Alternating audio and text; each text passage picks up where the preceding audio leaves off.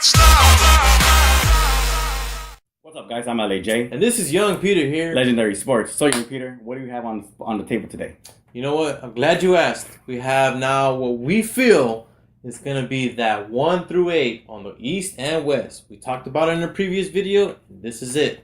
Because obviously, with that crazy NBA offseason we just had, we were like thinking about it like, well, how's this all going to shape up at the end of the year? Yeah. We've seen some preseason games. We're noticing how, like, Chris Paul and James Harden, how they're collaborating and how if it's working. And then that three-headed tandem they got in OKC. Oh, yeah. Wow. We're seeing all these things like come together, and we're seeing for the first time, yes, it's gonna work, and it's exciting times for the NBA right now. So going into it, who's our number one in the West?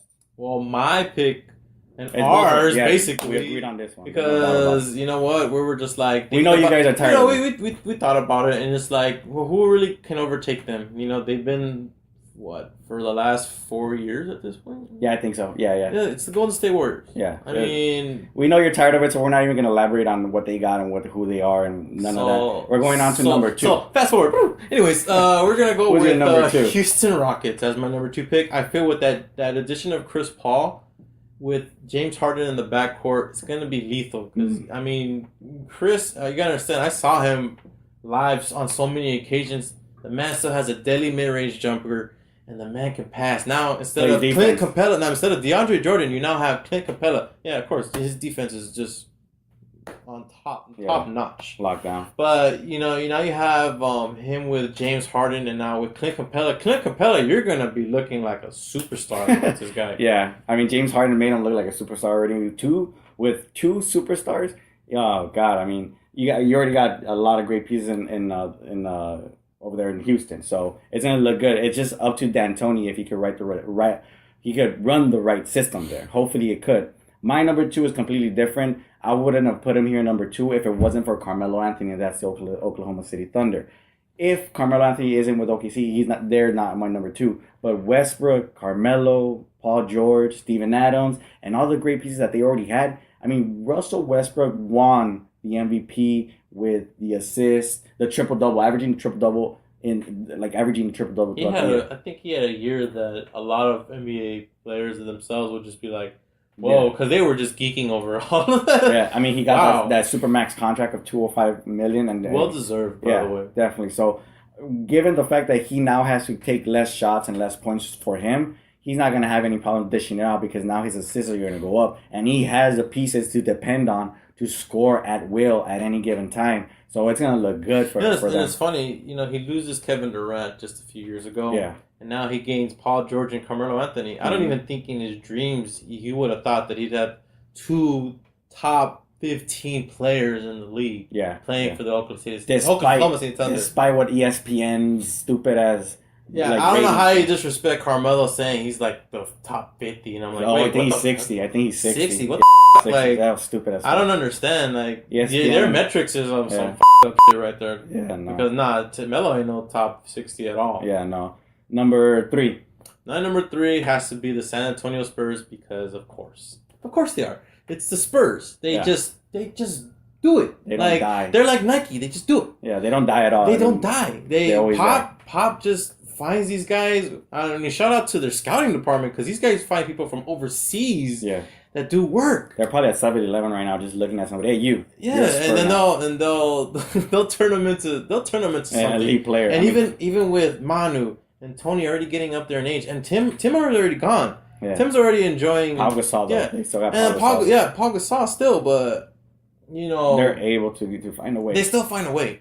My number 3 is the Rockets for the same reasons you said. The only reason I don't have them over the OKC Thunder is because we have Paul George and Carmelo Anthony, and they also have great pieces along. But the other thing about Houston, the reason why is because they gave up a lot of pieces to get Chris Paul. If they had, if Chris Paul wasn't the way he was, and he went into that team, they would have had Lou Williams, they would have had who was it, Patrick Beverly. They had probably would have been more stacked. But obviously, I think because of contract, the way the NBA payroll stuff works, I'm sure that they had to make that type of deal. And for the same reason you said, that's why I have Houston at number 3. Who's your number 4? So number 4 is actually the Thunder, and I really don't have to elaborate more. So what is your number 4? My number 4 is going to be a shocker. It's going to be the T-Wolves. And the Whoa, T-Wolves, T-Wolves. yeah, the A T-Wolves. non-playoff team, mind you, last year. They're going to jump in there because Jimmy Butler, Jeff Teague, Taj Gibson, who was Jamal Crawford? And Jamal Crawford shook and baked Kevin Durant in that preseason game. 37 years old and Yeah. he still do that. Yeah, I mean, Believe me, I miss you, Jamal. Like, best believe, like, you gave us some good years in the Clipper uniform, but Yeah. wishing you all the best. yeah, definitely. And given everything that they had already with Karl Anthony Towns, Andrew Wiggins, and now Jimmy Butler, youth development and aggression with a lot of like just explosive abilities to just score at will. With the veterans that you just received, they're gonna be in there, and that's why I have them at number 4.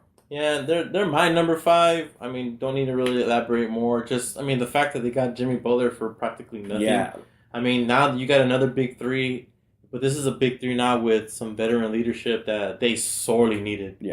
and my number 5 is gonna be the Spurs for the same reasons. I Number mean, 5. I might be slapping San Antonio in the face, but until they prove to me that they can make it now with Pau Gasol and Tony Parker and Manu Ginobili and a bunch of other players, I'm Kawhi sure, I'm Leonard. sure there's a lot of Spurs Oh. fans that want to slap you right now. I'm cool with it, but show me that Kawhi Leonard could do it with LaMarcus Aldridge, given the drama that he has. He's come out already saying that he's not comfortable there, and he's already showing signs of the drama. So if everything works out well and they come out to number 2, I'll come out in a video and I'll say, I'm sorry, I apologize to San Antonio. But I believe that the West got way better, and you got to go through a lot of people and a lot of teams to get to that number 2 spot, or even the number 1 to get into the championship. Who's your number Exactly. 6?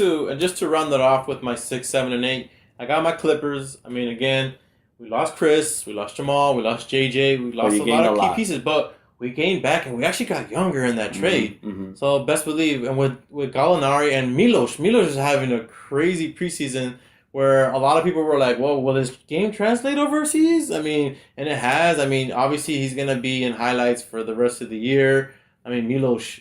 But I want to end it off with just Utah and Denver. Utah for just the fact that they're still a great defensive team. Yeah, I mean, you got Rudy, you got Joe Ingles, you got ISO Joe, and you got, I believe now, Ricky Rubio with that squad yeah, Ricky now. Rubio's in there. You know, I feel like they won't take too much of a dip. I know they lost Gordon, but Gordon's going to regret leaving.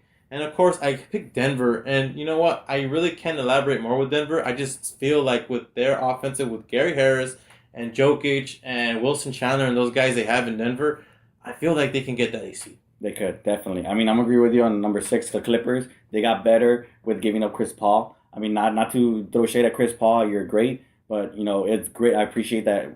For the Clippers, I appreciate that you did that sign and trade and you got a whole bunch of return for the Clippers. That's great. For me, I have the Trailblazers at number 7 because I believe that Damian Lillard, CJ McCollum, they're hungry and they're desiring to get into the playoffs and do some redemption, do some damage. Damian Lillard, we know what he could do. CJ McCollum, we know what he could do. And Ed Davis, I feel like he's going to be the X factor. That's who I believe is going to be the big focal point this year to make a splash.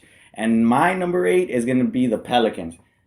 If it doesn't work one way, it's going to work another. Because if Boogie doesn't work out with Anthony Davis, best believe that Boogie's gone and they're going to get a lot of return for him. But if it does work, how incredible it is to have 2 big men who could spread the floor and be on the paint. Like, it's unheard of to have 2 Twin Towers blocking the lane and spreading the floor that far out. So that's our 1 through 8 for the West. And see, And it's remember, exciting. it's just the fact that our the bottom teams are all different. Yeah. The West is gonna be just A exciting to watch this battlefield. year. It's gonna be definitely. And now we gotta talk about the East, though. Yeah, but before we go and move on to that, we're gonna end this video with we're excited for the NBA and we're excited to see just the West fight it off. I'm LAJ. And this is Young Peter. See you guys next time.